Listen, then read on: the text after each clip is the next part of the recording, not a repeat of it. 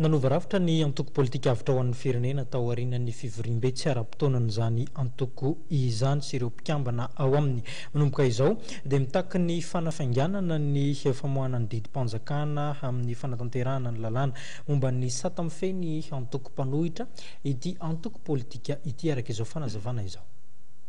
Lanonana izay teo ambany fehin'ny filoham-pirenena sy ny ministry ny asa vaventy.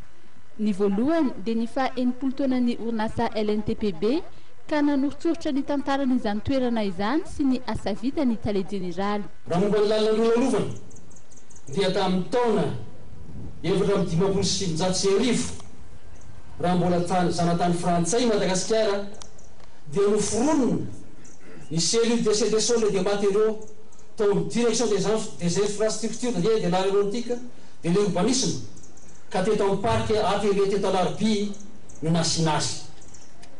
Ny ilaina masy tamin'izao fotoana izany ny fifehezana ny akora ampiasaina amin'ny fanaovan-trano, ny asalalana ary indrindra ny fijerena ny kalitaon'ny asa teo amin'ny sehatry ny asa vaventy. PB dia orinasa eo ambany fehin'ny ministeran'ny asa vaventy kanefa efa nisy ny fisitan'ny fanjakana ka tsy misy fanampinana subvention avy amin'ny fanjakana intsony izay somary mampanansaritra ny fanatanterahany LNTPB ny asany. Na dia izany aza nefa dia miezaka mitady vola ity laboratoire ity amatsiana ny asa izay atao sy ampihodina ny orinasa.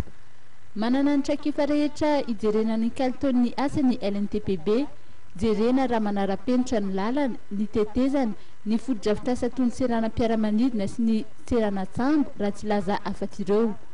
Omaly ihany koa no nahazo ny certificat ISO 9001 version 2008 ny LNTPB ary ny AFAC AFNOR international mihitsy no nanome an'izy io. Ny fahazahoana ity certificat ity dia midika fa manara-penitra ny asa ataon'ny LNTPB izay mahafeny asany ary mahafa-po ny mpanjifa azy.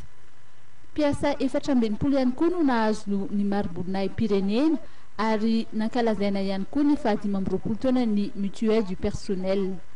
Anisan'ny etika anamariana ireo fankalazana marisosina ireo ny varavarana misokatra izay nitoy androany natao indrindra mba ampafantarina ny be sy ny maro ny anjara asan'ny LNTPB eo amin'ny sehatry ny fanaovana trano sy ny asa vaventy.